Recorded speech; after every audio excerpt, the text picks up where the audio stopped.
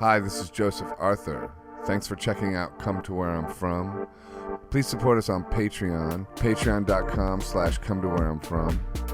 We are an independent podcast, and any contributions you can make are greatly appreciated. It's just an old conversation. I'd rather like concentrate on really some amazing shit that's going on right now that we could have opportunities to like really address, and also kind of what we have to look out for. I think this shit has taught us so much. Like what? Right? What do you think? I just think had the ability to reassess what's important to a lot of people. And I mean, like me for one, I feel like I've been under a rock, for the last 15 years on the road. Mm-hmm. So it's like opened my eyes up to like, oh, okay, I can do this, I can do that. Oh. Like, what do you mean by that? Just living. I think I've been, put in a scenario where you make a record and you tour, mm-hmm. and that's a cycle, that's a bubble. That's not really a place. Your conversations are dealing with mostly like, hey, with fans or this kind of stuff, and it's just not necessary, or just even peers or whatever in that bubble. And I feel what you're saying. You're either trying to buy something or be sold something. It's mm-hmm. Everything is transactional. Mm-hmm. So it's not necessarily built for much personal growth.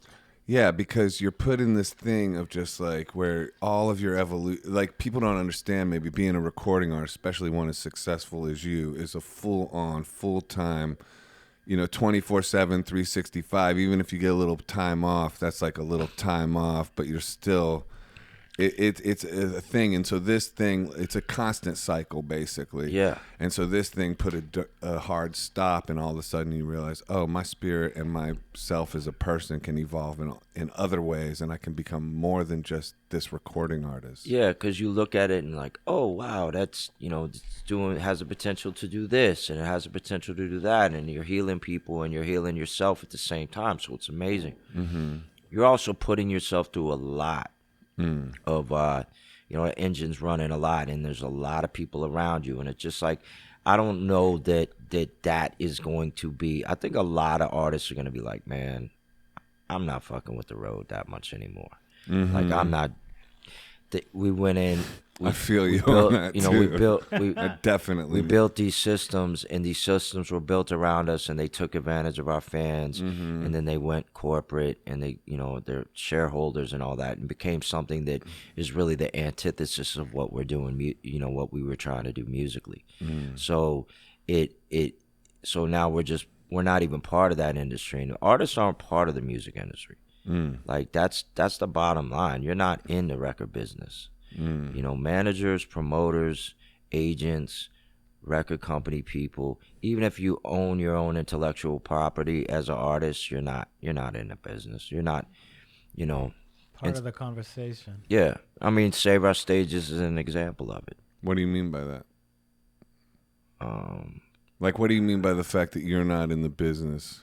I'm not in the music business. Yeah. Like I write songs. I'm a songwriter. Mm-hmm. So like there was things I had to do, but the music business is like basically built to take advantage of artists. Mm-hmm. Like the richest artist is like Paul McCartney. Like Daniel Ek has like what 20 times what Paul McCartney has. Mm-hmm. That's like, so, and I love Spotify, and I think Daniel's like done an amazing job with that company, and hats off to him. But like, I think when you look at the potential social impact an artist can have, like through song, it also has the ability to take on another life. If you can also be part of the industry. So. And is this what sparked your interest and passion towards the NFT realm? No, I just wanted to see what was going on. It's just part of being like, my new thing is being accountable as an artist. So it's like, it's really like, to, what I've done wrong, what I've possibly done, and, what I didn't pay attention to and all that kind of stuff. So I want to kind of pay attention to this. And I'm still like really just dipping my toe into it and not like feeling like, necessarily, I just, we've talked about it a million times.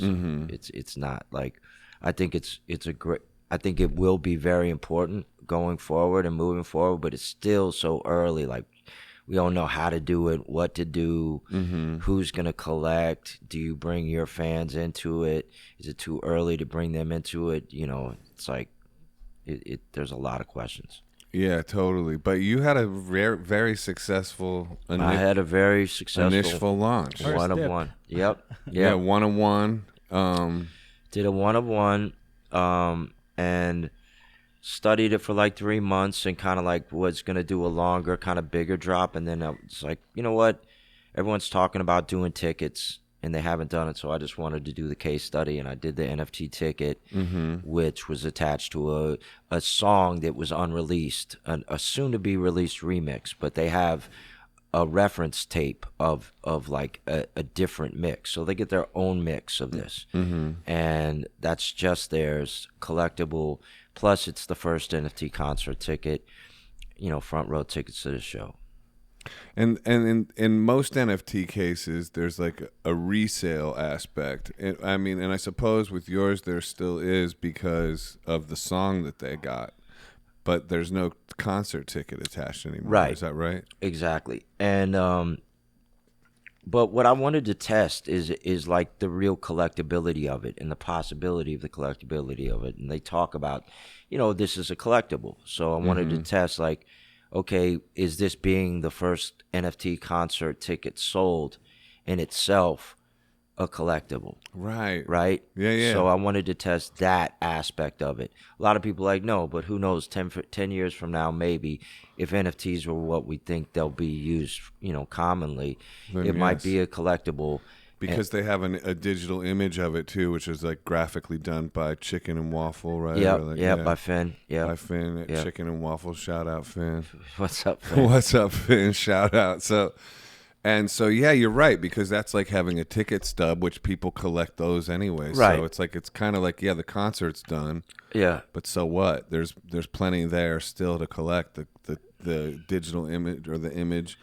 Well, and- just the and act song. that you had the first NFT ticket. Right. So it's like, You were all there. right, that's a possibility. And also just kind of like showing that I could do it, so I can use it with my super fans or whatever, super people that want to come to shows in the future. But, Right. And there's other ways to allow, and I think soon the NFT will be, because I also got into it because a lot of like old vinyl has been showing up for a lot of money on the internet, and old posters and stuff like that. Right. And even when my first record came out, they took it off the shelves at Universal, and my CDs were selling for like $75 on eBay. Before the digital thing came accessible. So it was like, there's always been a little bit of collectible thing going on. Like, Right. Clarence Greenwood vinyl is like usually $700 if you can find it. So. Right. So I was like, let me see if this is about what it's about. It's interesting. I love the idea. I own my own songs and masters, and I'm into the, I just learned a lot. Listen, man, I've been, I feel like kind of like your little brother in the NFT realm, because, and you're kind of like this like inspirational force, and also this kind of like shadow force too, because like I beat myself up with your with how much you've embraced it, because Right. I've embraced it as well, but Yeah. maybe not to the degree that you have. But and now it feels like it's going into different levels. Like when it first opened up and the Clubhouse stuff, there's like Yeah. there was so much energy there. Yeah. Does it feel like that's faded a little bit? I think so. it has, right? I think People have less time now that they're out of the house. Well, that's true too. That's a good point. I think it's too. Clubhouse hit when people had plenty of time to sit home and just listen. and Yeah. Yeah. I mean, I think it's still. I mean, I learned. I met a lot of cool people. I think that I'm still trying to see. I wanted to test what it was to see if this is really real. And I wanted to also kind of get an idea of, be a part of it, because I do see that there is a huge asset to collections and all this kind of stuff, and just how they're going to do it in the future. I mean, technically in 5 months they could be securitizing masters of recordings. So I want kind of know what's going on with that, in the future. And when I say securitizing, like basically putting masters up, and thousands of people can take a piece, like it's a stock or something, and that's gonna probably happen, and it might come through the form of an NFT, and so it's like it's just good to kind of know what's going on in that, because like so much stuff that kind of went under the artist's radar. Yeah, you've been a real champion for artists, their rights, and their ability to make money. I mean, even the last time we had you on the podcast, it was like a lot. There was so much interesting. You guys were gonna unionize. Yeah, well, we still can. I mean, it's not over. It's not over. Don't go negative on us. I mean, talk about hurting a bunch of cats. Yeah, that's true too. But then, like, this NFT thing happened sort of post all that, like, and it does sort of point in those directions. Yeah. It's like artists being able to empower themselves at another whole level. I think my biggest thing with the NFT is this, just a kind of way for cryptocurrency big shots to bring artists in to get exposure to cryptocurrency, a way for it to be used. We've seen the tech companies always use the artists or the music or whatever, the quote content, to kind of drive their industry to become bigger. I see it as that, essentially.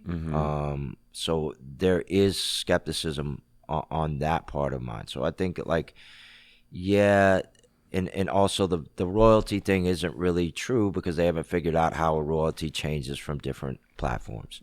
So that's not a real thing. And also you have to find somebody into crypto that's a super fan that wants to support. So it's not unlike any kind of artistic kind of endeavor in that sense. If you're, I've never been in the art world, but there's like a, they go to the gallery, and the gallery already has the buyer and kind of thing, and like they build up the hype behind the opening. So yeah, it's a similar thing, because now too, like, I'm about to do a launch. I'm meant to do a launch with Known Origin in June. I'm working with a 3D graphics person named Bailey. Shout out Bailey. Right. She's a young girl, but she's amazing. She's in Minneapolis, and I'm gonna show you something that she's developed. But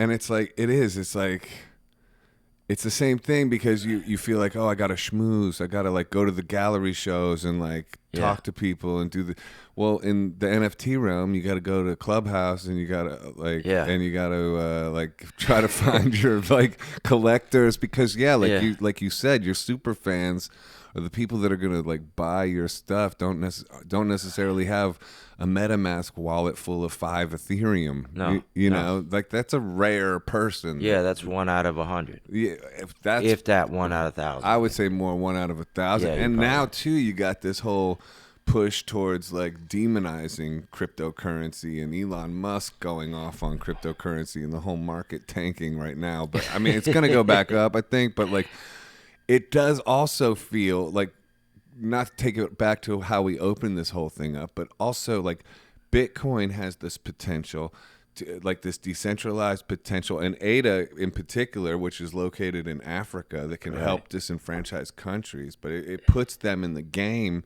of like being able to like to be able to provide for their families, and like decentralized finance, and it's a bet against inflation, which is going out of control. Yeah. And it empowers the little guy, really. Yeah. But yet now you got these like big whales like Elon Musk going to war against it, and it's like, what are you doing, bro? Right. I don't get it. I think it gets dangerous when a lot of these billionaires became celebrities, because it's like, oh man, now it's, because celebrities, no matter what, celebrities always have had like a limited time. It's not like it's always kind of, it's not. I mean, so for somebody to have potential power and also to embrace celebrity is a little dangerous, I think, and because when you have the potential to change financial markets with that voice, with a tweet, and it's really seductive. Like, Yeah. celebrity is seductive. So those guys are like, man, I got billions of dollars. I want to be recognized when I walk into the I want to room. host SNL. Right. That's like Yeah. what, that's what like really gets people pissed off. Like, cats get mad when, somebody from the NBA goes, you always wonder why, like, athletes used to get in fights at bars and stuff like that. Cats get jealous of that, Right. It's like they love, the thing is like they could have a pocket full of money and Yeah. somebody comes in and gets notoriety. It's just like, so it's like these guys got a lot of money and they made it kind of by a lot of hedge funds. We don't know really if what you made is making money. I'm still waiting on that tunnel to happen, bro. Well, I will say this, like, because then you also have like this, like, okay, and this is gonna get me labeled a conspiracy theorist, as if I'm not already labeled that. But Right. like, You're definitely a conspiracy. The FBI definitely has a file on Joseph. Hell yeah! If they didn't a month ago, they do now. Yeah. But like, I never believed like My guys come over and talk about you all the time. you might be an agent, man. Why do you think he came on again? He's got to suss out the waters. No, but so yeah, I never thought Elon was like some kind of like government shill until recently. Like, just because I don't get what he's doing with it just seems like weird to go against something that to me helps people gain independence. Right. And that makes me go like, what's your play, dude? Like, are you crashing the market to make more money in crypto? Yeah. Like, really? You need more money? Like, and also, why would you take the overwhelming love homie had like 2 weeks ago across the board? Right. He was like a pretty popular guy, except for the super woke hated him. But aside from that, he had a lot of love, and he just made like countless enemies that will never buy a Tesla, like, so I just don't get I don't get the thinking behind it. Well, you got all these people that were fans of Elon Musk. I think, I think what they've done over there is brilliant. The stock has done really well for people. I haven't, invested in it. Like, I think I got a little piece and then got out, like, it wasn't anything. It felt like it would already miss the ship. Yeah. And I don't, I think he's done some, but I haven't studied him enough. But there are people that like look at him as like a god. They look at him because there's like, I think in this society there's just a lack of like spirituality going on. So that money is the power. And when you get in a situation where you're like hit with fame will turn on you. Yeah, power and like corrupts. You think you got like, oh, I got this, I can walk into the spotlight and do this. Yeah. Nah, man, that spotlight does not. It shows all flaws. Oh yeah. And so you go up. You go up.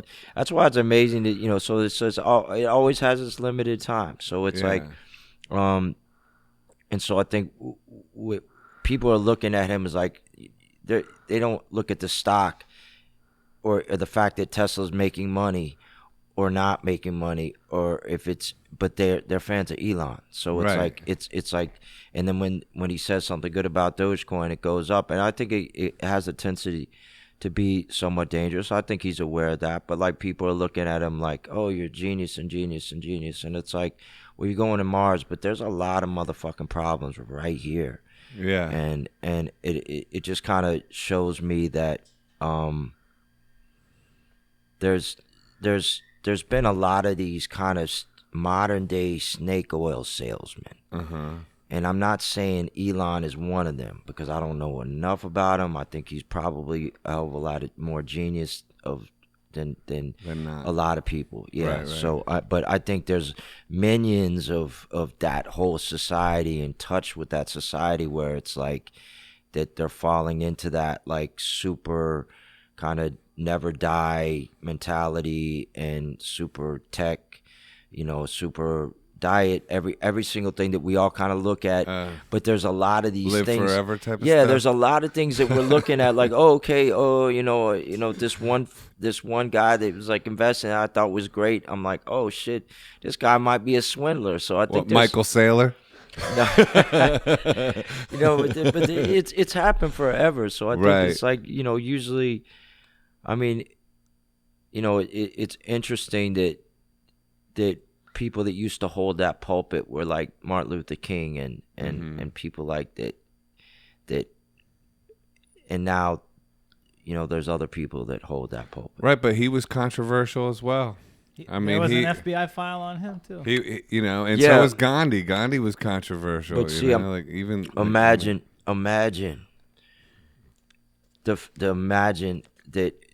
that how much Martin Luther King and Gandhi had, that when they got the camera in their face, that they didn't turn, that it didn't.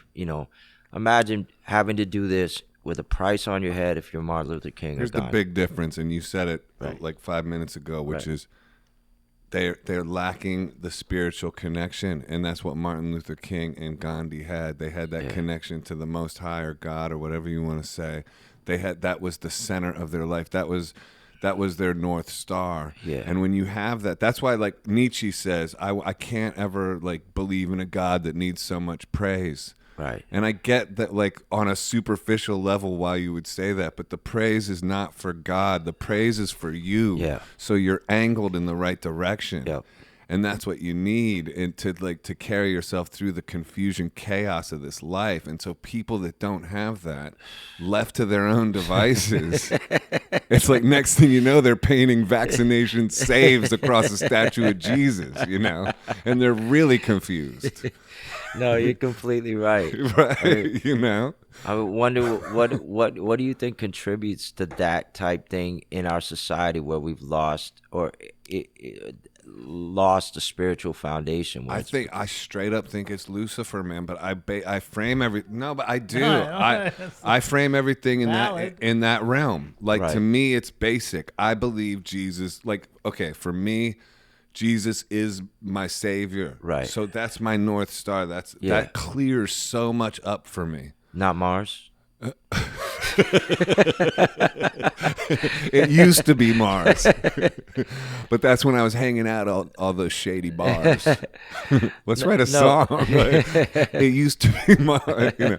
No, but and I get how that, like, even saying Jesus is my savior is like a wacky thing for people to hear and everything. But it's interesting that we're in this time right now where I feel like more and more, like, everything going on in the world is rooting me in that belief system so much more. Right. So just like what we were saying, like, you need the resistance, like David needed Goliath. Right. Like, what's going on in the world is pushing me in that direction harder, because I used to be much more like, oh, whatever, it's like Buddhist is cool and this, that, and the other. Like, it was much more open-minded, like, so to speak, but now I've become much more, and it doesn't mean I'm judging anyone if they have a different belief system. It just means that to me, this is what I'm finding is the truth and what's working for me. Right, but I think there's a problem that when you say Jesus is this, and there's 95% of the people will be shut off to that. Because of the fact that you said that. But what you're actually saying, if you listen to the words you're saying, if you, like, whether you are religious or whatever, you can't know about what Christ was and be like, oh yeah, that, Joe's wrong. You know what I'm saying? Like, it's not really, there's not anything that, if you really look at, there's people have interpreted what this is. People have, like I said earlier, used Jesus. I have a line in one of my songs, trading on Jesus' name. Yeah. People try to, so it made that look bad. It made religion look bad. Right. So people like, oh, I don't want to talk about God. It's like, you're not talking about God. You're not talking about trying to push this on you. Not the wars, not the laws, not the rules. Like, just basically. So I think, there's nothing, we were probably raised reading the Bible just like somebody reads the Quran. I wasn't. I was raised with no religion. And my parents have no religion. They think I'm crazy. Right. Like, my family thinks I'm nuts that I believe this way. Right. Like this has just come from, and like the more I see things like a big statue of Jesus with vaccination saves over it, Yeah. I see the devil's handiwork in that. Right. I don't like that, and that pushes me further into this sort of view. And then when I see the confusion of someone like what we were talking about, like these billionaires with God-sized holes, you know, Right. And it's like, and then you factor in people like Martin Luther King who did have a relationship, and then the way they led their life, Right. and you just look at the evidence of their life, Yeah. you know, and it leads to kind of like a judgy vibe, I guess, but it's more just like paying attention and seeing what works. Yeah. I mean, Yeah. I think it's gotten a bad name because, like, I was asked to be saved before I knew what being saved was. So it's Right. like, I think it kind of is brought on that where it's like, okay, you know, if I talk to somebody who's like a new kind of believer, Right. that belief is kind of like it's as if something, like, I love talking about the Bible. Oh, you do? Yeah, I'll talk about the Bible all day. I've said, you know, okay. I did a song called Salvation, and my engineer was like, man, how are you gonna write a song called Salvation and not put Jesus' name in it? And he said it kind of like behind the door, and I was like, wait, you know. And so we spent the whole day talking about the Bible because I was like, it just, you know, you just completely fucked up the vibe. I can't record this song right now, but like, Right. because I talk, you know, and I love talking to biblical purists and like, you know, let's talk about Job. Let's talk about this. What did he do? And then like people that have read that in 8 different languages, you know, it's like one thing and you get your own interpretation and read it and everything, but also just to get other people's perspectives on it. It's just like same with the fascinating. Quran. Like, Yeah. you know, my driver is Muslim. We talk about the Quran. So it's like, we'll Right. talk about this and that, you know. He was telling me that Gabriel, I learned that Gabriel played, you know, Muhammad didn't read or write, and Gabriel played the Quran to Muhammad. Right. And that's how he you know, interpreted the Quran. Wow. You know, so really? yeah. He played it like Gabriel played it. like a music thing? Yes. Wow. On the horn. That's music. that's beautiful. It's beautiful. That is just beautiful. Like, it's right there. Yeah, that is You right know? there. That's right on. Yeah. I love that. Like, and yeah, like personally, on a personal level, Right. I believe like everyone has the right to believe whatever they want, and we're all equal, and Yeah. and no one's higher than anyone else, No. based on their view. That's my personal Joe's belief. But Exactly. what I'm seeing play out in life is making me go more towards this other thing. Right. Are you having a similar feeling about that kind of thing, or you know, or what do you think? Man, I know there's a foundation for me as far as spirituality. I haven't identified that yet. I respect everybody's, I feel you like, on that, yeah. I respect everyone's thing. I was obviously, you know, christened and grew up in not. I mean, I had some pretty religious people in my family, but it wasn't like my immediate. You know, it wasn't like over church. But you know, like the society, America is very Christian. So you know, all those ideologies and, you know, religious kind of celebrations and things are around that. You know, so you kind of, you know, that's what you see. But I looked always for there's just I do always believe there was a higher power, and I believe that higher power has something good in store for us. I hope so, man. Yeah. Please. Yeah, I think we just have to like put in the work right now. It's like, this is what we're here to put in the work. It's like, you know, we might not get what we think is our, you know, salvation on earth, but I think we will actually, you know, see that. I think all of us do eventually. Do you think there's a spirit war going on right now? Yeah, I think there's been one for a long time. I think that, Right. you know, I think it's, and I don't know what it is, because like sometimes I'm like, I can't see how somebody else thinks, and I Yeah. think people really, really, really think completely different, and I think there is something to that. Like it and there's no, you know, and we all have different vibes and different you know. But I think there's a war.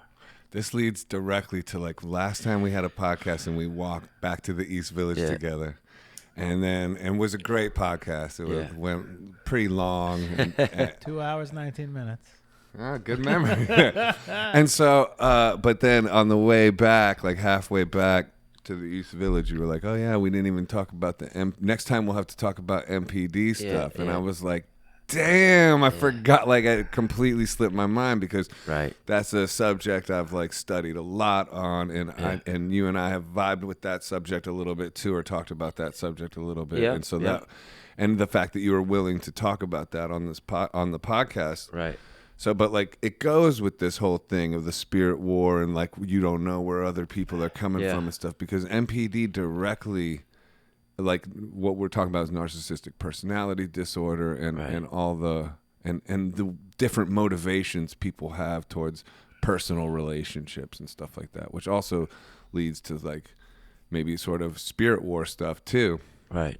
So what have you found about it as far as when you say you did some research? What brought you to the research? Well, initially, it was a really toxic relationship, and then you start Googling things like, what why does this happen? Why am I insane right now? Basically, why did she leave my guitar outside in the swimming pool? Right? Yeah. True story. True story. Should I leave? Yeah. Why isn't she talking to me at all anymore? And then all of a sudden There's she's 8 nice. million. And then, why is somebody saying something that didn't happen and like saying it did happen? Things like gaslighting, this, that, the other. So I discovered, this was about 5, 6 years ago, I discovered the fact that there was this thing called MPD, narcissistic personality disorder, and not narcissism in terms of like, hey, I'm Joe, I got this really killer song, and I want people to love this song, and hey, love me too. That's a form of narcissism, but that's healthy narcissism. Right. That's a good engine for human beings to make stuff and do stuff and get out there in the world. And if that runs amok, that can lead to weird, destructive stuff too. But in balance, that's a good thing. What we're talking about is narcissistic personality disorder, where people actively are trying to get negative responses and reactions and kind of drive people insane, and they're feeding off of the destructive energy of others. Like, so it goes, and narcissism means a wide expanse, just like the word God means so many different things to so many different people, and it all fits in that. So I was confronted with the sort of darker aspect of MPD, which also is also evil, like in a way. So it goes into that spirit realm thing. And I studied it, and I saw aspects of it. And if you're vulnerable to it, if you were raised in it, you will manifest relationships that repeat it. And also all of your personal relationships will be sort of like infected with it. Right. And when you first wake up to that awareness, it can be like a devastating realization that takes years and years to recover from. And that's what happened to me. Right. So that's my inroad. Now. Well, that's another thing, and not to cut you off. No, cut me off. I didn't want you to leave too from far. What you just said. Yeah. I want to ask one question about that. They kind of like tripped me out when I was reading about it as well. Right. It like puts you in as if you were raised in that. Like it kind of made me feel like the people that were raised in that were kind of stuck in that. It's like one of the reading the Tom Green stuff, like the power of personality, 48 laws of person. Not the guy that did the Laws of Power. Yeah. And he did Robert Greene. Yeah. Tom Green is the Robert Greene. The moose is on my butt. The moose is like Robert Greene. Yeah. And then the one he did about the personality, it's like, God damn, I guess I'm fucked. Like, like as far as is that concerned, and that was kind of like one thing that I don't agree with some of the. Well, I'm just questioning is like if you're kind of like they're like, oh, you're kind of screwed. Yeah, I don't agree with that. Yeah, good. I don't agree with that. And actually, my take on MPD is evolving. Right. And I think that too much awareness of it and too much focusing on it can lead to a negative result as well. Yep. Like there's an aspect of you that needs to protect yourself from people's shenanigans, say, like gaslighting or like or crazy making behavior. You need to know these behaviors exist, and you need to be able to defend yourself from them. But what I found, what my first realization with it brought me to a period of years of total isolation, and that was not healthy either. Right. But it was a necessary step for me to go through to like get to this place of internal strength where I could then re-engage with relationships that were formerly really destructive to me, like with my family, with my folks, just to be frank about it. Yeah, because I'm in a period with them right now that's just beautiful. Great. Like Great. It's amazing. Like I love them so much. Yeah. But it's because I'm approaching it from this empowered place. Yep. Like if I wasn't, I think it could be a destructive relationship. Completely. To me as well. Completely. Like, and that's and I'm not trying to accuse them of something, even though formerly I would have accused them of something. Yeah. But people are, I think in general people are doing the best they can. I think some people are evil. I think there is evil obviously out there, and I think people can get overtaken by evil spirits. Right. Unconsciously sometimes. Yeah. So I don't know, but it's interesting. What do you think of that? I think you said one thing about how you approached the relationship with a place of what was it, confidence or just internal strength, or like the awareness of all this stuff, and you're not coming with this need, right? In a way, I think, individuation is what Jung called it. And I think that's just being able to feel your own foundation and be strong about your own foundation, and not have others to have to validate it. Right. And I think that's an amazing thing that we can all take on to everything we do, because we're like, we're in that whole validation thing, and we're, it marks our whole society with the Instagram and all that. Like we're constantly seeking validation. And I think people are put in situations where they have to do, or they feel like they have to do bad things. I don't think they inherently do them, but I do think there are some powers out there. I don't even like to speak on them, because it's like, there's certain things that what was J. Edgar Hoover really thinking, like when he was tapping these people's phones? Like, this guy was spreading love. This guy was spreading peace. Mm-hmm. This guy was obviously, if you're saying there's got to be a yin and a yang, and like that brought to that, but I'm just like wondering, really, how, what motivates that? Like, and you look at the motivation behind that, and when you look at our history, having this NPD, like the people in power, there was like a lot of cats like that. Like that were doing a lot of weird, crazy shit. And it's like, what is that? Is that human? Is it like, you're not seeing the same shit I'm seeing? It's demonic. Yeah. Well, I don't even know. Like, well, it's part of the play that we you need darkness to see the light. Yeah. If it's just all light and bright, and then we'd be in heaven or whatever, and that's why. Yeah, because you need challenges. This place isn't that. You need challenges. Clearly. Yeah. This place is a play of both light and dark forces, obviously. And nobody cares about your shit as much as you do. So it's like it's like if somebody has a vision, they're like, okay, well, I know you guys want equality or whatever. If that's somebody that doesn't even think that that's important for them, and they're in the power to do it, they're not going to see that. Mm-hmm. Is that evil? What was your relationship with the MPD discovery? How did that happen for you? I was reading about it because in the same situation, I'm like, what's going on? What are, some of these situations, am I a fucking narcissist? I guess essentially trying to read about this shit, like, okay, what, situation am I in because I'm a musician, and it like already touches to like people that want to be out there and kind of have their own, you know, driven by their frailties kind of thing, or their faults or their traumas or whatever that's going on.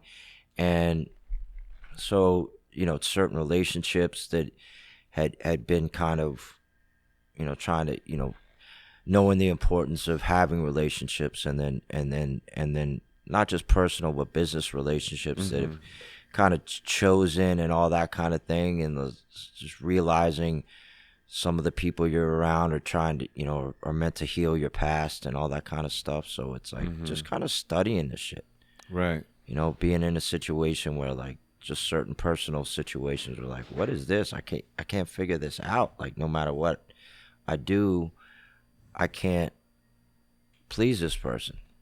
Double binds and stuff like that. And then like, you know, looking at my own motivation toward pleasing, you know, like what is my motivation toward pleasing somebody? You know, so it's like all these things. It brought me into even thinking, what is the reason that we're doing what we're doing? You know. And did you come with any conclusions? I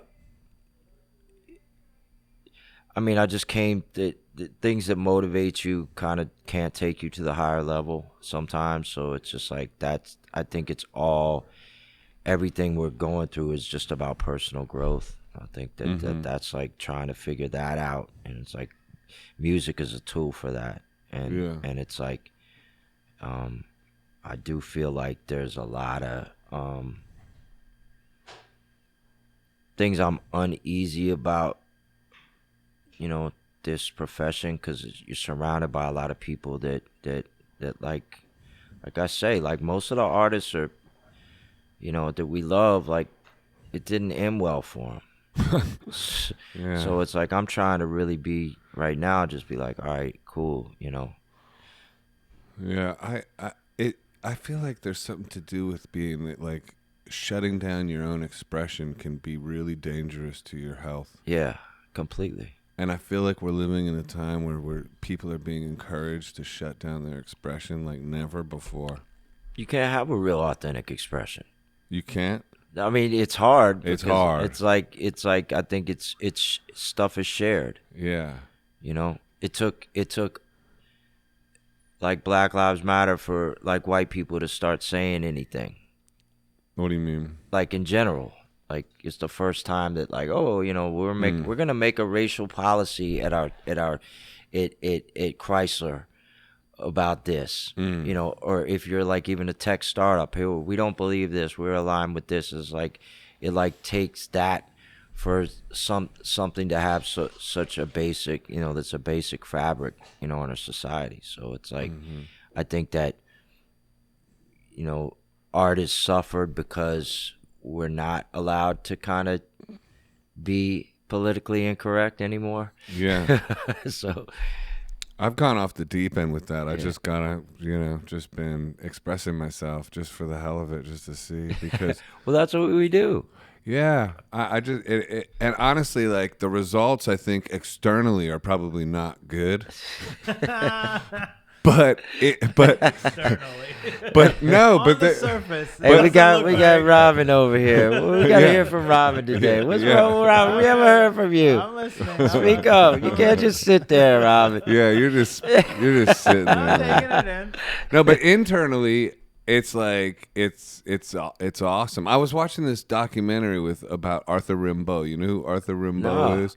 He's a French poet. It was like wrote his best poetry when he was like 17, 18 years old. My God. He wrote Season in Hell.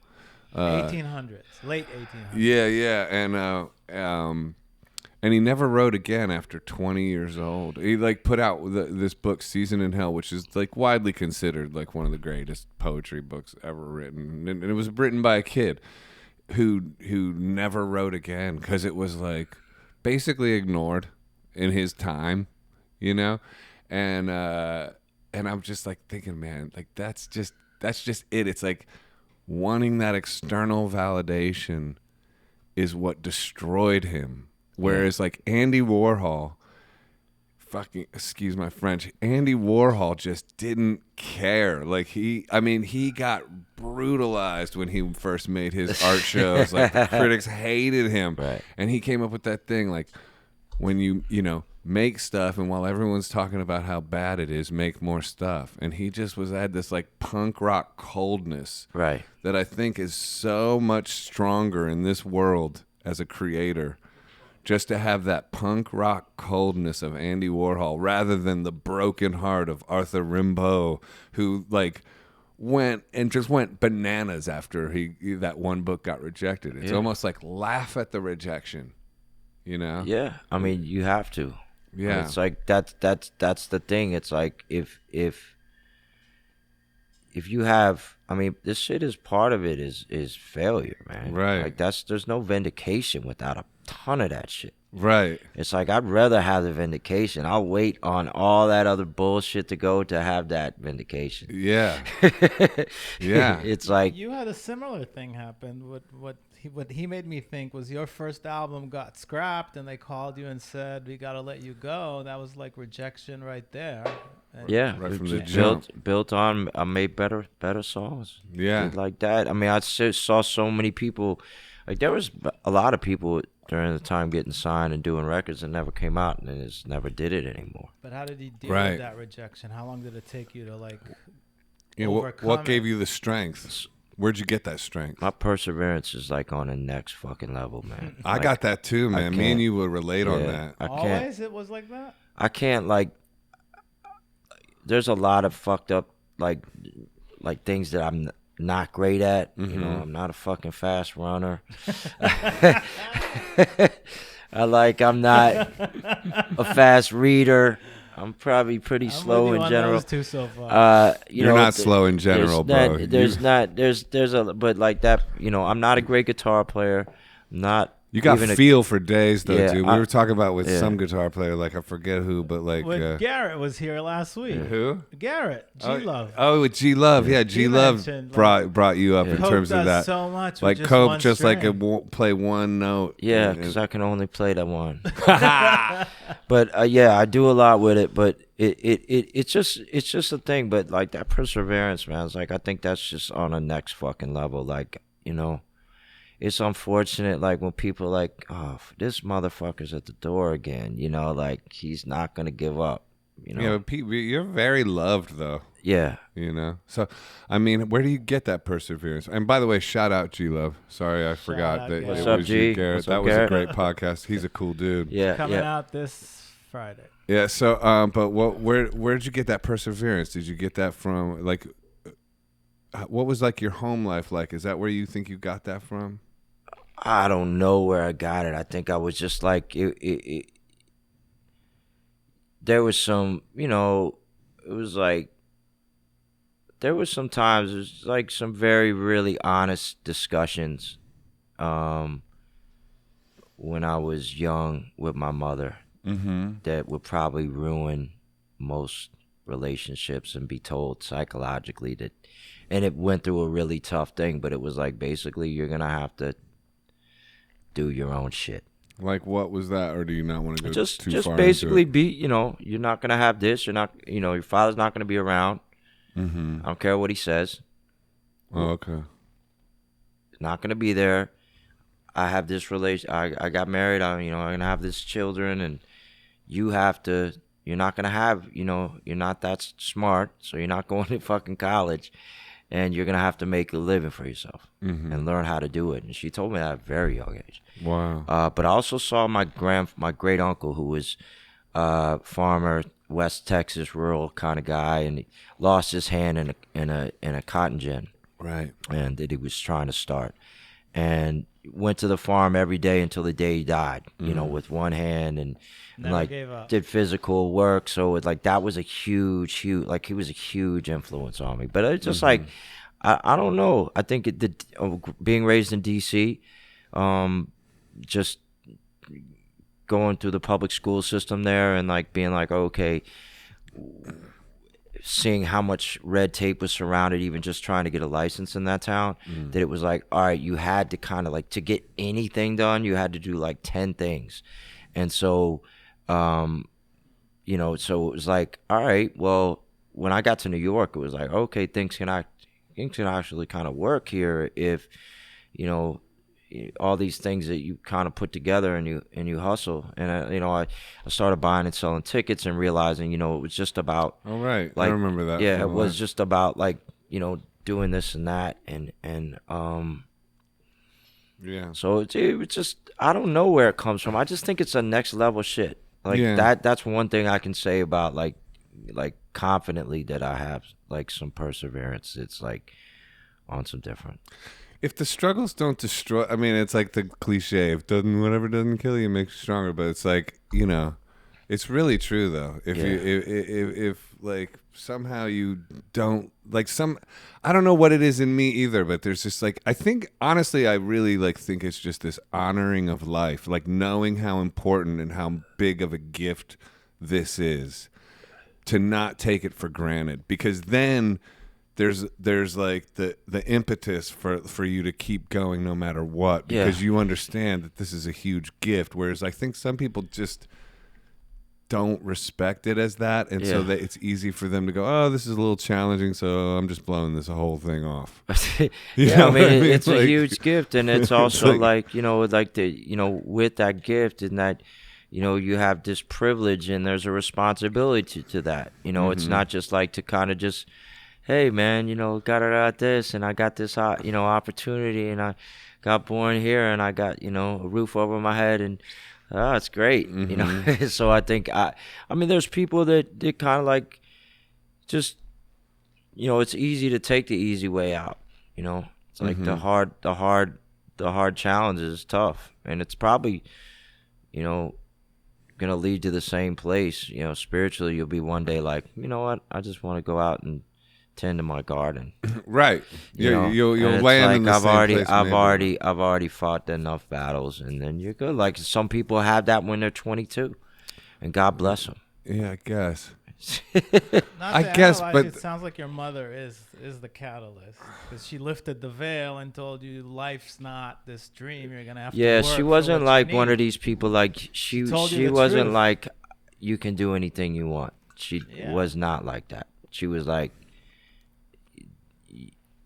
you don't test well, you don't do da-da-da-da, you don't do this, you don't, you know, It's an you honest already have conversation this, to have with a kid. and by the way, you know, so And by the way, Don't what? get your hopes up. yeah, it was like, you know, if you don't have, she was very by the books. You know, if you go to college and da-da-da-da, and then like these other kids, you know, they go there and they have this or whatever, and then and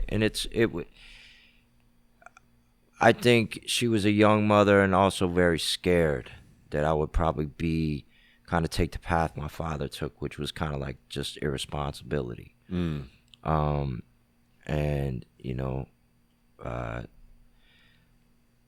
not being able to send child support. So I was always like, you know, I knew if the child support came. You know, if I knew it didn't, if it hadn't come for 3 years, I knew. You know, so What's your relationship with her like now? it's good. Like, we're never like, it's always, it's, you know, she's not like a real happy-handed person. She's a sweet. She's just she was a young mother. She's changed a lot, but it's like she's never been kind of like, you know, it's still like, you know, we're not gonna sit there and have like an hour conversation. But we have like, it's like, I think it's come around like, oh, you know, I had a conversation with her because it was like a lot of the things you do as a parent aren't going to make your relationship with your child better. And if you sacrifice that relationship somewhat for them to get farther in life, you know, there is value to that. Because I think a lot of times people just want to be there. Their bro. Yeah, and just be there for them and support them and not let them grow. And I think for me to be able to grow, there were certain parts of our relationship that were tested.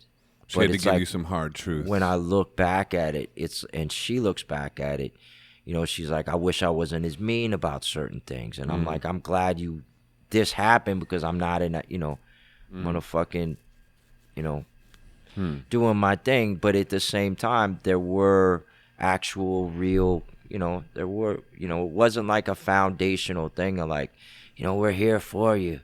It's just like it was more like, go get it. Well, it's true too, because this is the world we live in. Yeah. This is not a warm and fuzzy. I mean, it's got warm and fuzzy moments, and you should relish those and lean into those, and try to get as many of those as you can without sacrificing your real soul. But so I get what you're saying. Like, I think she has a vibe of like, this is really dog eat dog. Yeah. And I think, under her veil of like pleasantry, which she's from the South, so she has very pleasant and kind and smiles and looks you in the eye and manners and can read and write and grammar and all this kind of stuff, and it probably would have been a great newscaster or something like that, or been in some kind of thing. But she had children really early, and also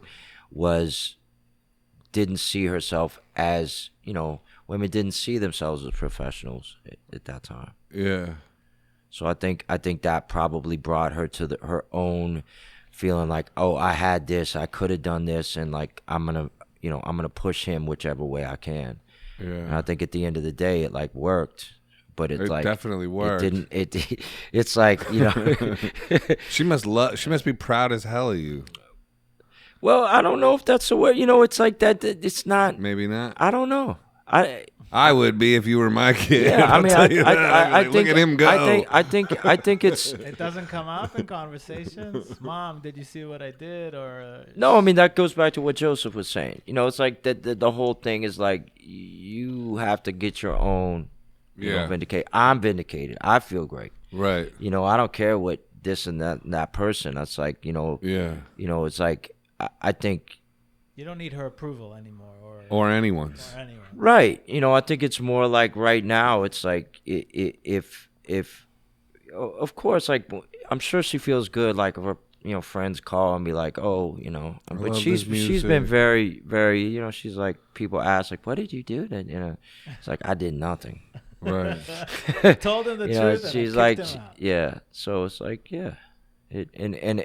so it benefited me, whether it benefited the relationship, right, is I think it has in the long term, but I think I gotta despite what differences we had, I gotta be like, yo, that was probably the best move for me personally. How old were you when you had that personal strength of like that individual, like you're vindicating yourself, you don't need others' vindication? Because that's something I'm developing as I go. I feel late in life, but I feel like maybe for you that came earlier, but I don't know. Well, no, I think that's what we always struggle with. I mean, it's always, it's still like, it's still a challenge. Yeah, I mean,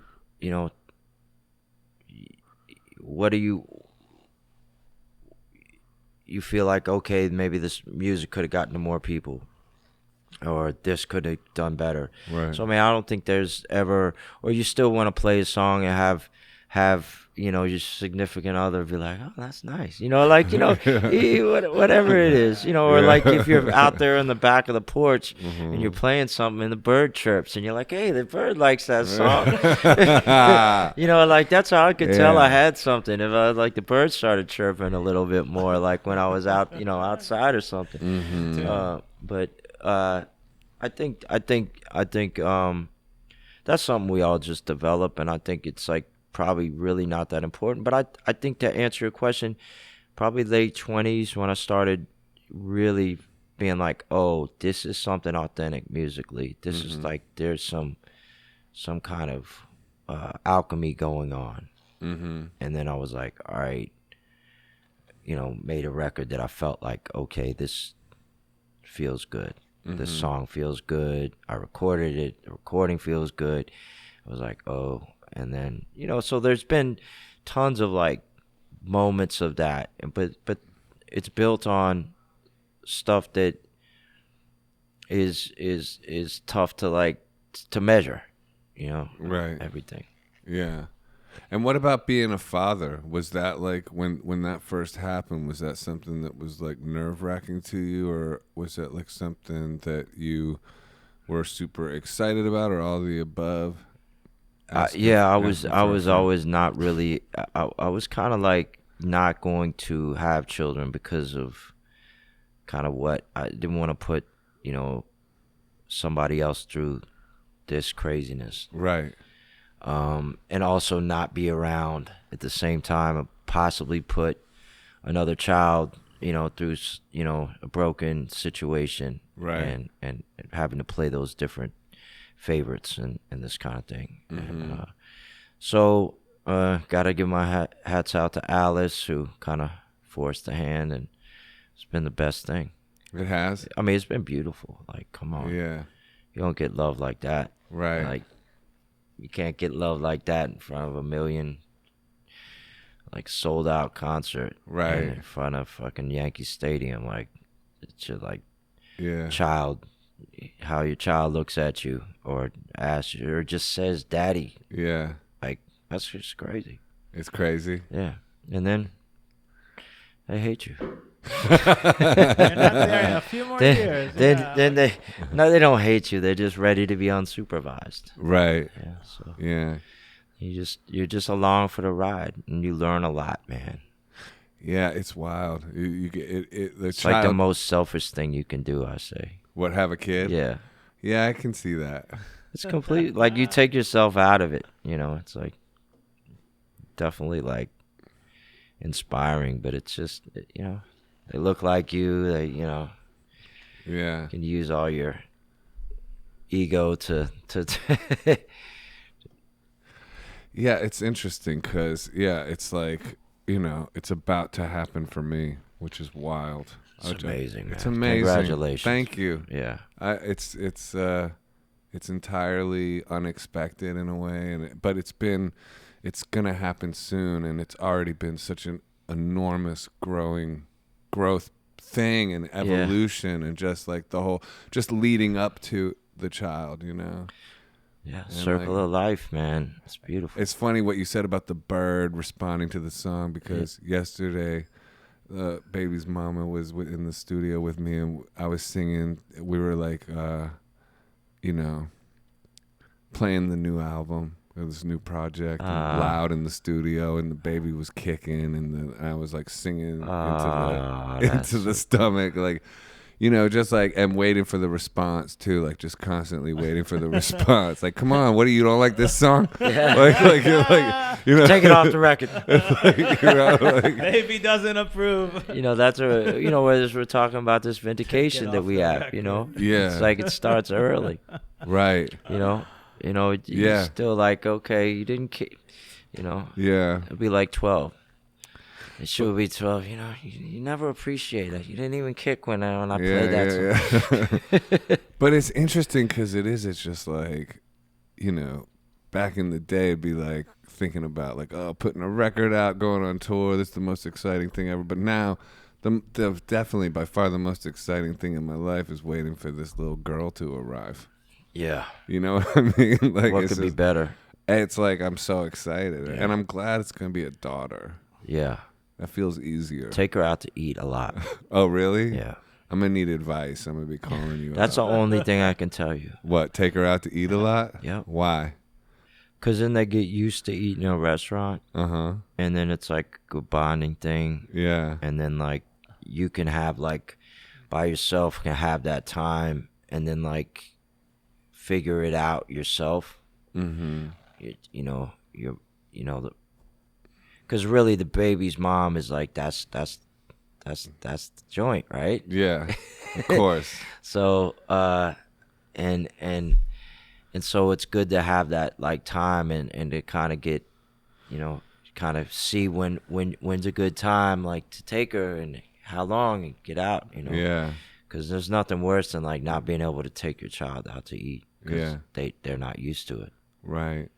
Yeah. So that's the only hack I got. That's good. But but I like cooking, and I know you like cooking. You're a foodie. Yeah, I mean, I'm not saying every night. I'm just saying just here and there. Like just trust me on that one. I will. That's a good one. Yeah. It's not just about being able to take her out to eat. It's just like really teaching you how to have in a public environment. I see. Yeah. And really good bonding. Yeah. How did becoming a father change your music, or your approach to music, or your writing, or your approach to everything in life? Or did it change, or did it just evolve, kind of, or what was that like? I don't know. I think everything in life just, as a songwriter, everything you do is part of your life. So it's just like that's, I don't know how it did. Probably maybe certain things I would say in a song, or kind of in a video scenario, I wouldn't necessarily do right now. I see what you're saying. Like, cause I wanted to like, I was recently thinking about like doing the song with like in an opium den. For a video. Yeah, and then I was like, that's something I could do probably before I was a father, Right. I can't. I've never been to an opium den, but I was like, I'm not. But it sounds fun. Yeah, She'll be it's watching like your just videos. the idea of an opium den. Is it for the new album? No, I'm not doing any videos. No, because this is like an acoustic. Yeah, it's just an acoustic album. I wanted to do it. It is what it is. Somebody called me and it's like, it's too depressing. I'm like, Really? That's beautiful. thank you. Where'd you record it? Some at my house, Some some at at the studio. Right. Who called you up with that kind of bullshit? Excuse me. Sorry to all our There's daughters. always, anyway, that's gonna push you towards Yeah, the next yeah, thing anyway, yeah. isn't it? So it's good. It's all that. Yeah. It's all good. They're wrong. What do you think about that? What do you think? Do you think people are gonna want to be playing shows anymore? Like, yeah, I mean, listen, how was it at City? Like, you're doing City Winery right now, right? 5 nights. 5 nights. Six right? nights. Six nights. Yeah, they added Yeah. because you're popular, man. But so, like, I mean, I hear what you're saying in terms of, like, touring is, like, another thing. Like, I think that's going to get factored down in the mix to a degree. But, I mean, people are always going to want to go to shows. Why? You don't think so? I think people are gonna want to. I mean, I just think, everyone's excited. Like, hey, do this. Like, now we're kind of like coming in and doing these venues a favor by beta testing this kind of thing. Mm-hmm. And it's like, I'm just like, man, this shit is not a vibe. It's not I know like what you're saying. it's because not of the why I room, came in yeah. to do it. You know, it's like What you mean, just like the limited capacity? the that- limited capacity, the like, cause you play a show, you're trying to fucking reach, the universe, like, and then it's like, just like people are just not used to being out, and it's like we're kind of coming in and testing this, and like the staff hasn't been in, the production, like everyone's lost everybody. Starting I from lost scratch, people. yeah. It's like a barbecue pit. The reason they don't take the coals out, they'll keep the coals in there for friggin' 20 years. It's like, it's like this shit got shut down. Like, it's like the all recording. new Coles. So You might feel different. Your last show, I think, is going to be a higher capacity, and the room will feel a lot fuller. I don't know if that'll change it or not. It's not. I don't know. I'm not gonna be touring as much. Everyone's like, oh, I went, I'm gonna be so excited these shows. It's like, man, I don't. Like, I realized, like, damn, I did all that shit to be in Allentown, Pennsylvania. It's like, or whatever, like, love to Allentown, but like, it's like I did a lot to get to those places, and then you just see the industry around you just.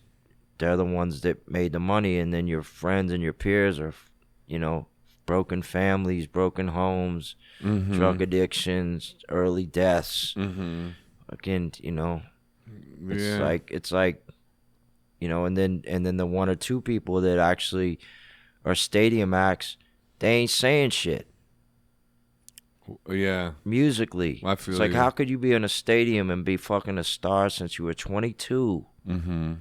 And be Mr. Nice Guy, and everybody loves you, and not say a fucking thing on a record in 20 fucking years, man. That's just not a fun crowd to be in, man. Right. Like, I want to be part of some shit that, means something, says something. I think a lot of the, like, really dope artists, like, quietly walk behind this, like, without saying anything, but like, being like, I'm out of this They're shit. phoning it in. Yeah, no, like, fucking, like, Andre 3000, like, he's not fucking doing music, like D'Angelo, like, Tom York, I'm like, fuck, man, there's nobody in there to push me. Lauryn Hill, like, you know, it's like, they're not, you know, there's not enough people saying anything, so it's not even a fun thing to do. It's like you're chasing after, and I think there's some great music and some great energy and fucking exactly what the society is right now. But some of these cats that have been in it for a long time, like, not to go after, they're like, all right, let me do my modus operandi. Like, you know, it's not going to be pop culture, but it's going to be fucking, you know, it's going to be my OK Computer. Right. Yeah. Like, go for it, man. Just do it. Like, you know. Like, yeah, but like, I mean, what would you say? Well, just that, I don't know. Like, it depends.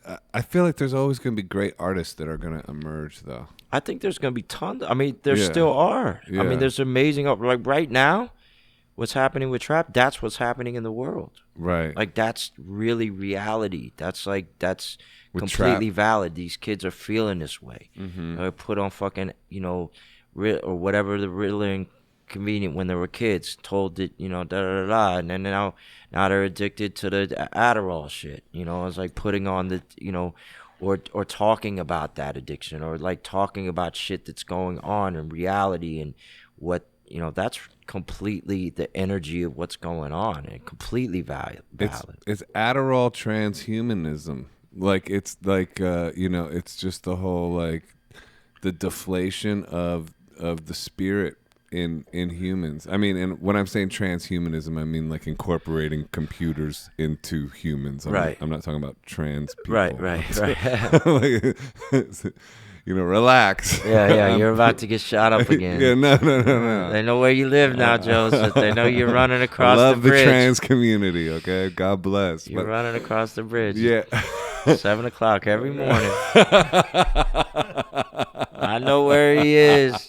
You know where I know. I've thought about that too. It's like I give it away. It's like, just come see me then if you need to. But like, you know, like, but you know, yeah. It's like, I honestly, it's like, it goes back to me. It goes back to that. It goes back to this, like, it goes back to like, what spirit are you investing in? Like, the dark or the light? And there's maybe, to me, not enough of that light. And there's more of that sort of the cold is what's getting celebrated. It's chaos. Or just the fear and the things that go away from empathy, you know? Yeah. And I mean, there's even like talk about all this stuff, like kind of attacking humanity's empathy and humanity's connection to God.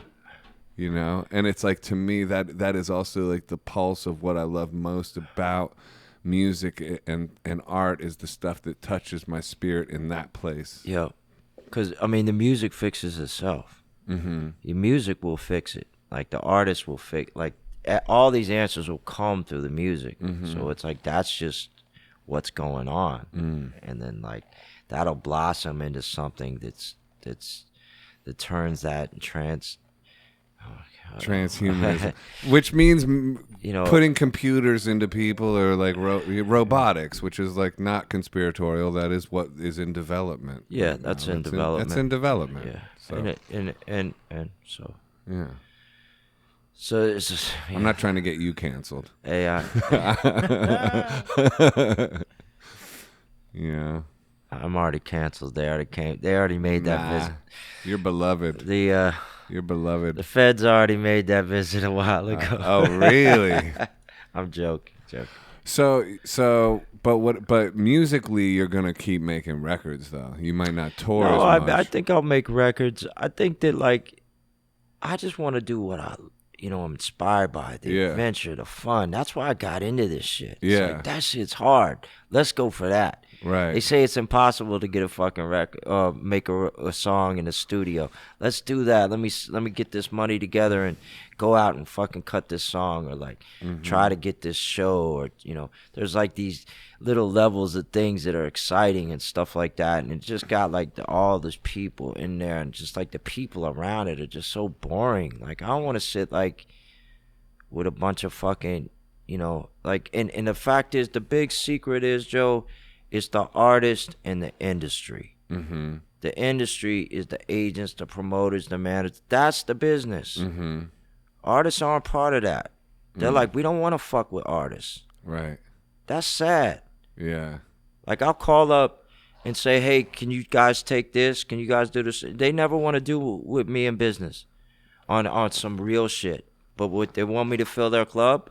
Right. Oh, yeah, Clarence, oh, I'm going to charge your fans more money. I'm going to put more, I'm going to bring the price of my drinks up because they know they drink. Yeah. I want a piece of this. And, you know, okay, he's not going to be around for 5 years, but I'm like one of the few people that I'm still around here 20 years. So it's like, I've seen what the fuck you've been doing. So it's like, I you know, when people steal from you and they know you, they know you know they stole from you, that's when they don't like you. That's when they're like, oh, Clarence, he's you know, he runs a tough bargain. It's just, I know what they're fucking doing. It's not, I'm not smarter than anyone. I've just been around it at the same level. And it's like, you know, a lot of artists that came into that and kept growing up and getting bigger and bigger, they're in that industry and they're feeding that. And it's great. Yeah. But it's like, you gotta shift the power dynamic as to who really controls. Yeah, like you guys, you know, it's like we did a shitty job. Like seriously, but like all these people, like perfect we did it to change it all, because there was a stop, there was a hard stop, and now before restarting, you could pull out and say, "I'm not playing this game anymore." Bro, they just took and sold everybody's content to all these fucking internet stations, and no artist was at the table. Like, cats are like, oh, it's whatever, man. You know, it's like, it's just stupid. Like, I don't even want to be around cats like that. Like, if they're that, like, they don't give a fuck that much. It's like, oh, I'll just sell my publishing and, you know, make my check as I'm good. It's like, fuck, you know, Aretha Franklin. Don't worry about anybody else before you. Like, that's why athletes are, like, doing it now. And, you know. Let me say this, though. And what you're saying is important, and it does need to change. And I don't think it can change. That's why I was like, I don't really care anymore. It's like, because you guys, but here's the dangerous part. This is what I want to talk to you about a little bit right now. Is that right there? Because that's, to me, reflects Arthur Rimbaud putting out a Season in Hell and them not paying attention, and then him going nuts and then wandering around Europe until finally he became an arms dealer with a mattress full of money and died before he turned 40. Yeah. Or you have Andy Warhol, who just has this cold-hearted, the world is completely fucked, but I'm just going to keep making stuff anyway. Right. And it's just like this. So it's like, to me, that reflects a little of that. Like, if you focus too much on that, what you're focusing on right there, that can interfere with your ability to be a creative. That can interfere with your ability to bring your gifts out. And that's where it crosses a line, in my estimation. And that's not to say just take it or don't be a proponent of change. But it is to say, don't ever allow it to squash that real inspirational force that you are. We've been taught to only think about the art, and that has been at the expense of our fellow artists. I got you. At ourselves, at our wives, at our families, and everything else. It's been taught to be this selfish motherfucker. Oh, go out and make magic. Yeah. Don't give a fuck about anybody else. Don't care what time the plane is. Don't care about what your finances are. You got a business manager for that. What I'm saying is not that the art is not, the song is important. I'm saying it's so important. Right. That this is so important. Like, when I go to play a show, that shit is so important. Like, right now, like, I'm gonna get on stage and I want to play better than I've ever played in my fucking life. Right. That's what I'm trying to do. Yeah. So, and I want those people to see something special that night, even if it's 125 people.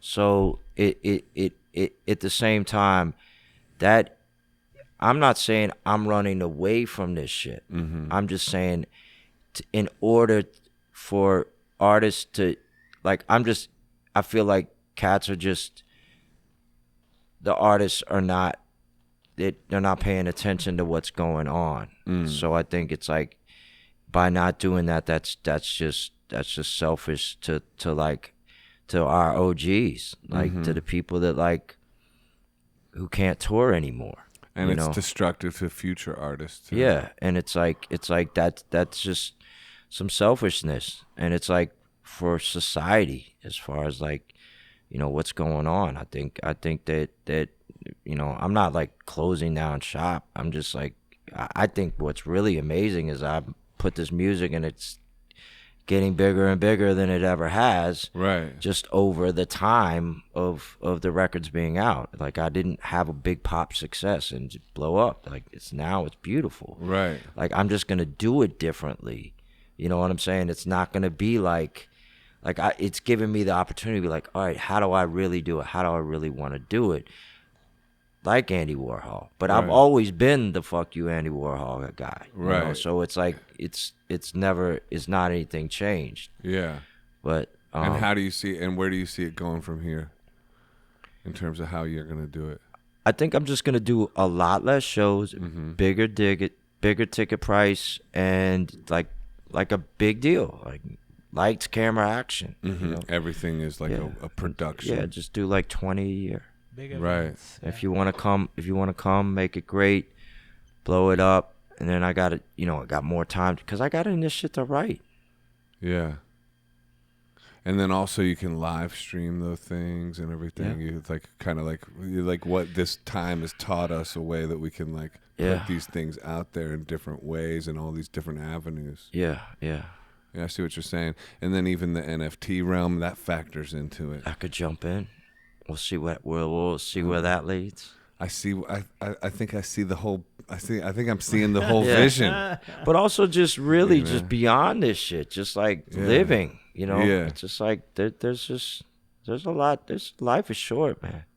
It's true. More enjoyment, more time with your daughter, Yeah. more time with like evolving as a human. That's what it's about. Like that's Yeah. why like It's a holistic That's why I was saying I approach. felt like I was under a rock, and I wasn't trying to say like anything was, you know, all this stuff is self-inflicted. You know, it's like shit you're trying to learn for yourself. It's not like some outside force came in and did this. You know, it's just like acknowledging it and be like, okay, that's not the place I want to be. Well, the motion blinds us, man. Like the motion of the whole Yeah. the whole thing was blinding, because it was like, and you just like sort of unconsciously going, and this hard stop has made us become conscious of so much we were unconscious about before. Yeah, completely. 100%. It Completely. showed you could do things differently and still be okay. Yeah. Where before the tour, album, this, you were scared to stop. You're like, I can't take a 6-month break. I'll never survive. And then it was forced on you, Yeah. and you found other ways to survive and still be happy. Yeah, and actually just open up to really just that quality of life. Yeah. And I think it's just Yeah. it's an amazing time. I feel really fucking good about it. You know. Me too, man. I just, you know, even like what I'm saying, as bad as hard as these shows have been, like to kind of like energetically put out that much, you know, because that's a weird drain. It's like I was like fucking tired, you know. On these latest shows. Yeah, it's just like an energy because you're really trying to get to the universe, you know. Right. Summon that shit, you know. Yeah. You trying to, you Joe know. played 3 nights at the winery. Yeah. For the last I mean, I month don't. and a Were half. you feeling anything or like? Well, I'll tell you what. I was, because I reinvented my live show with this like farmer foot drum thing. So Right. I started playing which is a full drum kit you play with your feet. Right. So that jazzed me up no end. My first show was without that. But I'm saying, were you feeling a little bit like afterwards? Were you feeling a little bit like energy drained, or were you like? Not really. I was excited because it just I got the vibe, but also I'm coming from a different place than you. Yeah, Like yeah. I've played, you know, typically I play smaller shows than you Yeah, and stuff like yeah. that. So it's more in my wheelhouse, you know. Right, I wish right. that wasn't the case. I wish I wasn't as used to it. Right. But I know how to turn those situations into high energy functions. Yeah, Whereas, yeah. like, I could see how for you that would be more difficult because you're used to like packed rooms. Yeah. Like, you know, so I'm used to turning No, I like weird situations into like, good ones. into like just like kind of like I lean into them like the whole like the obvious absurdity of a thing Yeah. will make me kind of go lean into it in a way, you know? Right. So I felt the energy just the same, Yeah. you know? But it was more just like the Andy Warhol thing. It was Yeah. like just within that microcosm of a show. It's like, okay, the universe is telling me this is crap. So I'm just gonna keep doing it anyway. Yeah. Like, you know, and treat it like it is Madison Square Garden. Yeah. you know? Well, that's what you got to do. I mean, I was feeling it was Madison Square Garden. the Yeah. other night. But you felt drained afterwards. No, I felt good. I felt like good. I just felt like, wow, there is an energy kind of like vortex. thing going on, and then I had moments of like, yo, this is fucking, you know, moments that you can't touch. Like, Yeah. I think doing these shows, because like you're not getting that, Right. is like that's really, you're like in the gym now. Like we're training. Well, You know, it's like exactly. it's like You're all right, hitting you the know, heavy bag, You know what for I'm real. saying? So that's why I'm doing it. And And it's- it's like I don't need that. And that's, people are like, well, it's because the audience. It's not because of the audience. It's Right. really not. It's like trying just the connection of it. Yeah. And Well, it's the limited capacity Yeah. for one. It's a restaurant as well. That's weird. yeah.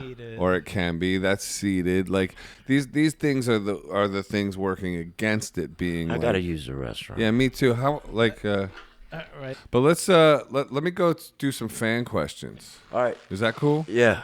Is that, you think you Let's want to do it. that? Let's do some fan questions. All right. So I just threw out a little social media thing. It's like, ask about how he felt about privately serenading the bride and groom who worked at City Winery and went viral. That was cool. The guy came in and is like, hey, I just got married. Yeah. And I've seen you like 40 times, and you want to come up. I just want to can I bring my wife in here and do a Wow. dance? I was like, yeah. And then I just sang Sideways, and just so happens Gary, who's been, you know, working with me for years, Gary Wallman, Filmed it. he just caught it on his phone. Yeah. And it was like perfect, like, you know, kissing and all this shit. It's just Wow. Yeah, like, they were dancing in the middle. like of I the never room. get like more than 5 likes on my friggin' tweet. I was like, I just stopped using it. And Right. just, like- And that went viral? And well, I don't know. I mean, It's not on his viral, Instagram but if anyone wants you to know, watch. Yeah. yeah, just check it out. It's pretty cool. It's sweet. It went, yeah. It's like they're kissing, and it's like, Nice. it's just a beautiful. Like, it was cool. And you're at Citizen Cope on Instagram, right? I mean, I follow Yeah, you, Citizen I know, Cope, but I'm just saying yeah, for them. Yeah. I know what you are on Instagram. I know where to find I you. know where to find you, bro. Okay, come on. 7 a.m. on I the always bridge. like your posts. I'm one of the 5. I Yeah, think you get it's- more than 5. But No, anyway. no. I mean, on Twitter. On Twitter. Yeah, my Twitter thing sucks Yeah. too. I suck. So it's like, Yeah, I still don't understand Twitter. It's like, I know. because am I supposed to, like, when I have a bad thing, am I supposed to like use this to complain about my day? Or Yeah, What's it to for? bring positive things, or like, what is Right. it, like, to argue, or like, yeah, it like, for? what the fuck you do? Do you want to do something like that with like a YouTube channel? Do you ever have like YouTube, like want to be a YouTuber or anything? Because I do. I have YouTuber ambitions. You have it. Well, but I don't really. I mean, huh, this with is this like, and this is a yeah. real conversations. You know, it's Yeah. important to dial. You know, you have this now, and it's, you know, this is something that like 20 years from now, you know, people are going to be able to look at. Mhm. So I think Yeah. it's amazing. We can make NFTs off of it. Well, I don't. All right, let's go. So please ask him about writing. By the way, these are fan questions. I don't know if I You stated said that it, yeah. for the cameras. Please. Who did I write Sideways about? No, please ask him about writing Sideways and recording the version with Sheryl Crow. It's one of the most beautiful and powerful love songs ever, in my humble opinion. Heartbreaking she on emoji. that? Cheryl Did a version. covered it, Oh, I didn't know that. and then I came in and just walked. You know, was there for her vocal, Mm-hmm. and then I ended up like doing the harmony on that version. Nice. I didn't know she covered that either. She did.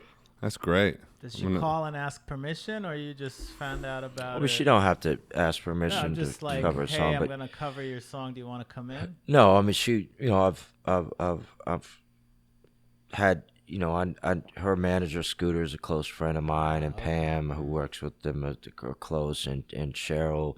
We've had interactions over the past, and she wanted to cover it, and I felt really good when I heard it. I love the rendition. Doyle Bramwell worked on it with her. I gotta check that out. It's probably on YouTube or whatever. Yeah. All right, well, here we go. I remember you both on stage together at the Bottom Line. That's when we met. Oh, my God. We always talk about that. That's a legendary night. That is legend. With Rita Houston, rest in peace, Rita. Yeah.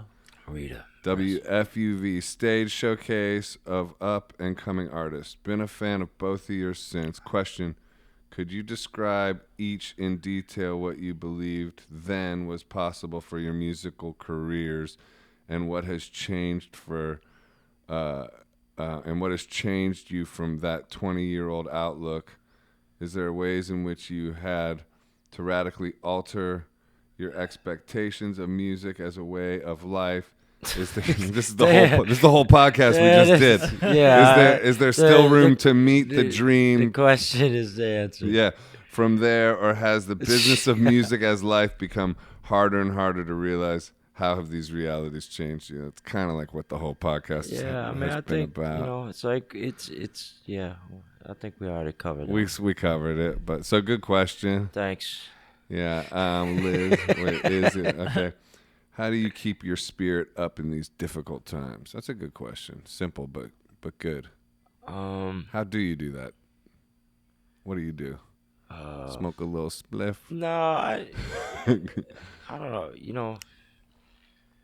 Just learning to try to, I guess the meditation stuff is Oh, you're doing that? Or just even moments of it. Mm-hmm. Yeah. Do you do guided ones or something? I started with that. I had to go to like meditation for dummies class. Mm-hmm. Yeah, me too. Joe Dispenza. I love him, man. It's like becoming supernatural. It's like taught me how to meditate, and then it's like, okay, now I can do it. Like. Yeah. In person or online? I actually went to a 4-day thing. Wow. And Joe because Dispenza, I didn't. Dispenza Yeah, thing? I didn't know what meditate. I didn't. Mm-hmm. I understood the breathing and all that stuff. I think he just was able to like. What I call it meditation for dummies, kind of like teach you what it is. Mm-hmm. I don't. I gotta watch out for any of these like guru type cats. But like Mm-hmm. he actually can teach you how to meditate. Whether you take it from farther than that is another thing. Right. Yeah. No, I got into him too, like in the whole positive visualization and stuff. Yeah. Do you do that? Do you actively do that stuff? No. I sort of try to sometimes, and then I kind of like fall off and on. Like I'll go like, oh, I need to do that more. I need to like, get like what I want my future to be. But also I'm like, I want God to like decide too. Like, what's your will for me? Because I'm a human with a limited vision. I think there's something to feeling that greatness already before it's happened, like you already have it. Yeah. Like, that kind of thing. I think when it gets into like, oh, I want to have this for my life, and I want this car, and I want this house, and I want this success, that's when it gets counter to what it's really about. Because I think that's where kind of like the rawness of the Joe stuff, kind of like, all right, well, I don't need anything else. Like I agree with that. I need to get my personal shit. I need to feel that like like I've already had all that. I agree with that because recently, like I there's a house in my neighborhood, like a brownstone, like crazy huge, and so I was like, just for the fun of it, trying to manifest having that. But then I was like, going to this thing like, well, what if I'm not supposed to be here in a year? Right. What if I like because. Well, what's the difference between like manifesting and like just having like delusional fantasies? They're probably related. I know. That's a good question. And I don't know how to answer that. I don't know. I would love for an expert to answer that for us. Because I'm all into the delusional fantasies. Like I'm like starting to get a little worried about it. Yeah. If you think you're manifesting, then you're not delusional. Well, I did have one when I moved to New York. I had a situation like I'm dreaming that like just somebody randomly comes out and says, I'm leaving. Here, take this house. This Right. rent-controlled apartment. I had the whole brownstone. The whole brownstone. The whole brownstone, And yeah. then like, it's yours. Yeah. Kind of thing. Yeah. Looks like you need something, kid. Yeah. And then, but like once I got my deal, I got two little, I had to pay for it. But Right. I got 2 levels of brownstone. It So worked. it's like, so it kind of, maybe that was like a delusional fantasy turned manifestation. Mm-hmm. Or it was So what's the difference? I'll tell you what. Look at this. I'll show you this. Look at what my screensaver is. Joseph Arthur, Album of the Year, Grammy. I love it. Right? Yep. That's a little manifestation right there. Shut off. No, I caught it. Yeah. I do actually believe in positive reinforcement. Right. Like, why not? I would do. like that. I would like an Album of the Year Grammy. Why not? I believe in it. I just Yeah. think when it comes to like when it's attached to personal gain, that's when it gets a little like, I'm not saying anything wrong with it, but it's like, people don't realize like when they're trying to like be super achievers, like there's a lot of shit that happens with achievement. Like, we talked about the fame thing, like all these people that think they're like rock solid and everything, and then they get a little touch of that fame and they fucking go crazy. It's happened a lot. Yeah. It's like it happened a lot. It's the thing is like with something like this, it's like, yeah, this would be fun, and I did this. It's like kind of like fun or whatever, or just something to do. But it's like, don't take anything too seriously, Yeah. and also don't wait for this to be happy in the here and the now. Yeah. And understand you already have everything Yeah. that you like. I think it's so important to like have that in your life. I used to have this thing on my phone that said blue skies. Right. Just like it was a part to just kind of like get out of this kind of like feeling of after I got dropped, I was like, I had this thing on my, this is blue skies, it was Like that easy. meaning like the world is bigger than just Yeah, your little thing. it's bigger. Yeah. I like that. But I like the Grammy thing. I mean, I'll be at the fucking party, man. Yeah, no. I'll throw you a party. We're going to, okay. I'll throw you a party. Let's do it. I'm gonna manifest that. I'm gonna All throw right. you the party. You're gonna win, Thank you, man. I love it. and then you're gonna bring me in on the film. Oh, hell yeah. I'll be the score. And then we're gonna do a collab and win a Grammy together. Yep. And a fucking movie, man. And a movie. Yeah. Exactly.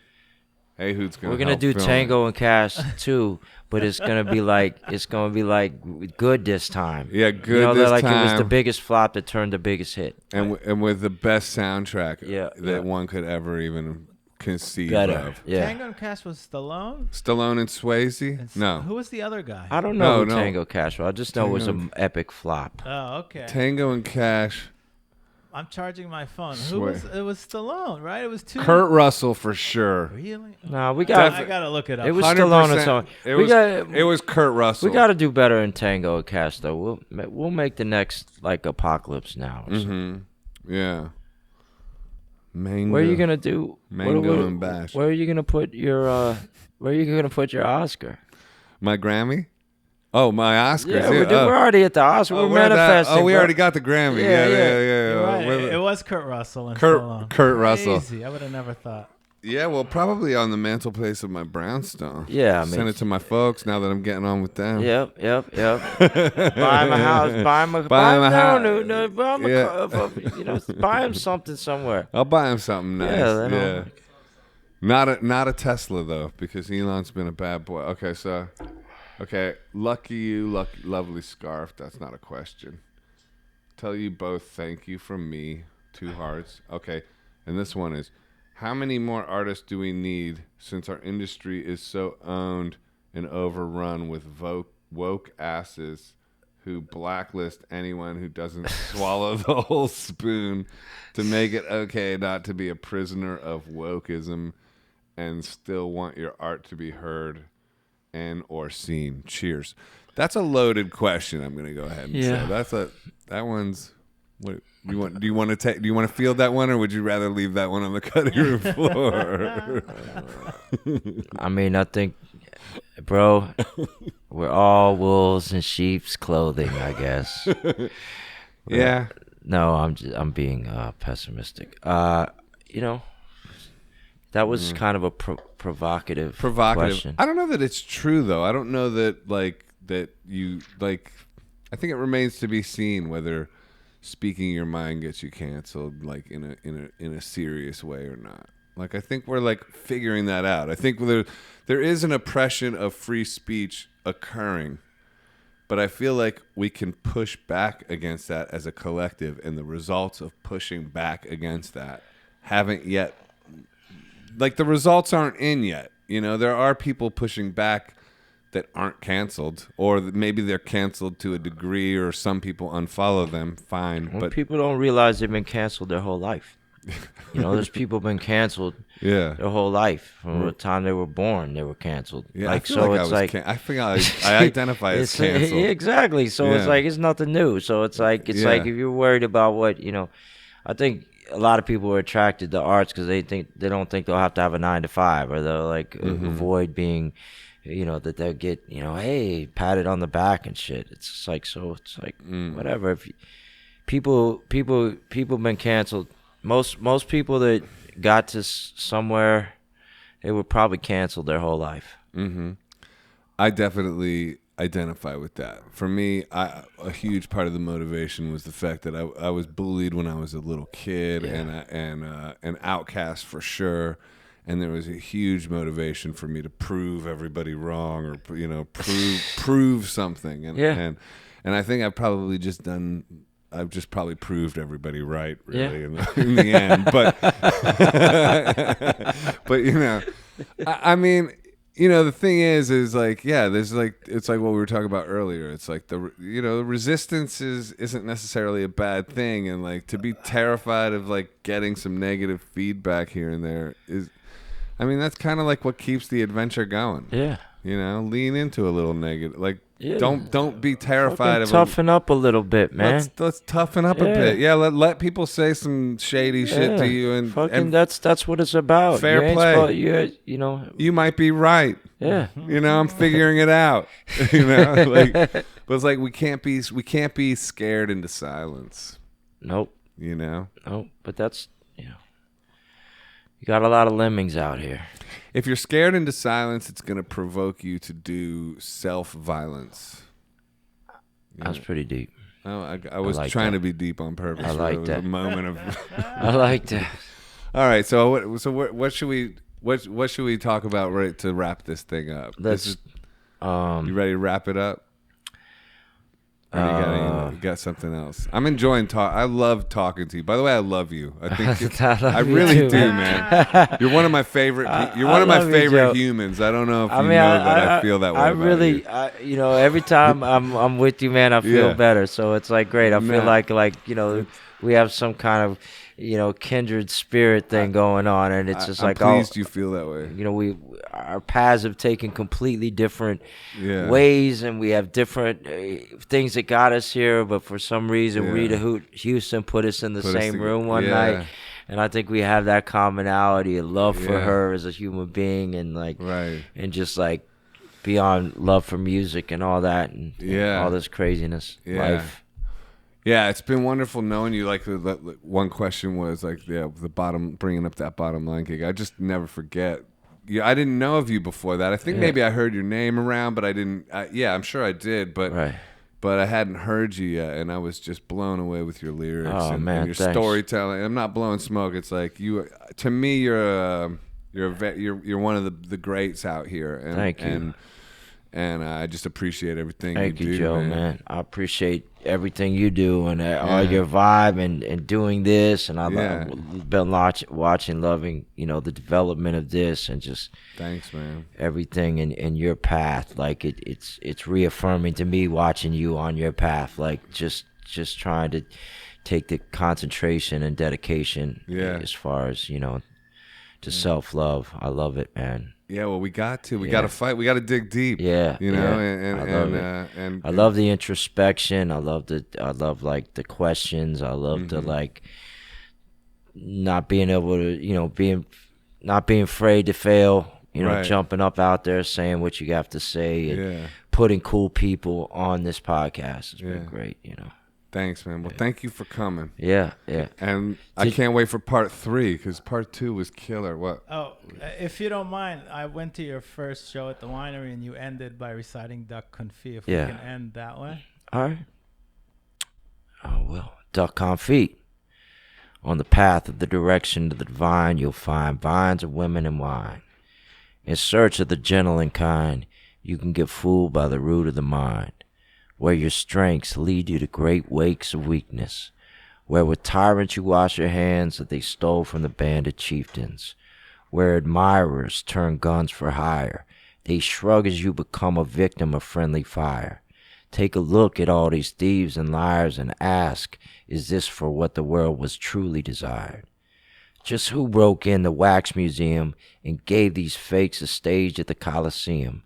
They won't melt under the Hollywood lights, the West Texas summer sun, where the pastor is plastic on the podium, where he smiles with his mouth and not with his eyes, where deep down inside you know that something's not right, like the man killing the mother of his son, cleaning his shotgun.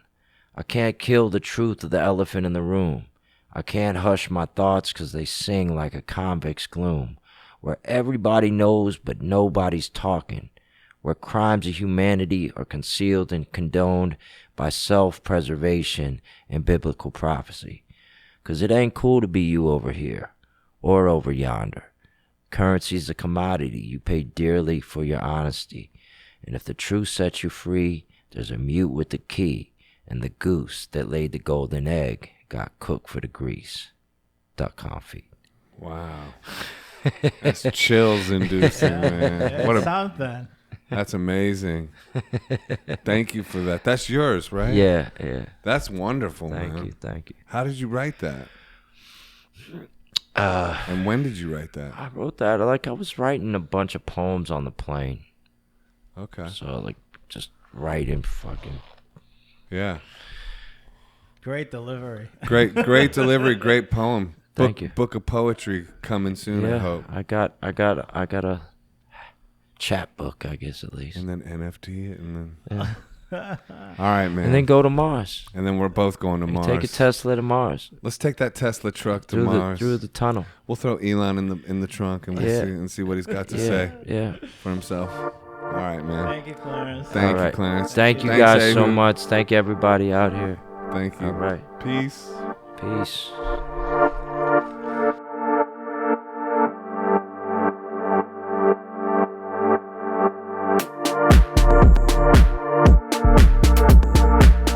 Hi, this is Joseph Arthur. Thanks for checking out Come to Where I'm From. Please support us on Patreon, patreon.com/come to where I'm from. We are an independent podcast, and any contributions you can make are greatly appreciated.